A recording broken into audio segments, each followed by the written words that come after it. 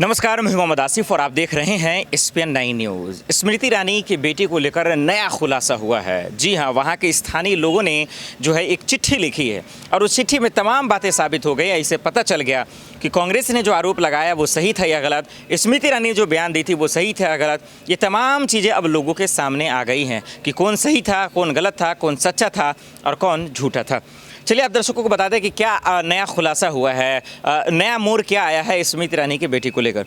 दरअसल जो मामला आया है वो मामला ये है कि स्मृति ईरानी की बेटी के बार के मामले में एक नया मोड़ आया है और वहाँ के स्थानीय शख्स ने आबकारी विभाग को चिट्ठी भी लिख कर कहा है। अब क्या लिखा चिट्ठी में वो आप दर्शकों को जब मैं बताऊँगा तो आपको बताने की ज़रूरत ही नहीं पड़ेगी कि कौन सही था इस मामले में, कौन झूठा था और इतना शोर क्यों मचाया गया, ड्रामा क्यों मचाया गया। स्थानीय परिवार जो कैफ़े का मालिक है, गौर से सुनिएगा आप लोग, जिस कैफ़े की वजह से, जिस रेस्टोरेंट की वजह से, जिस बार की वजह से तहलका मचा, देश में राजनीति हुई, दरअसल वो बेमतलब का किस तरह से हुआ ये आप समझ सकते हैं। क्या कहा गया कि उसने राज्य उत्पाद शुल्क को सूचित किया है।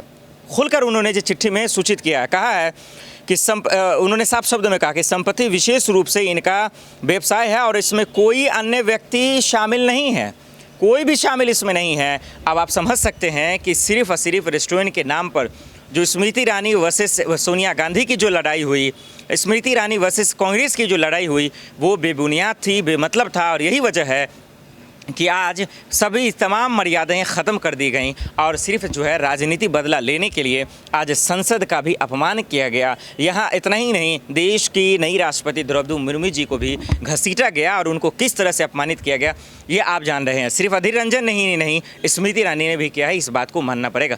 अब ये देखना होगा कि इस चिट्ठी के बाद से अब कांग्रेस का क्या रुख रहता है सोनिया गांधी की बेटी को लेकर और सोनिया गांधी की बेटी खुद इस बात को लेकर क्या कुछ कहेंगे, ये एक बड़ा सवाल रहेगा।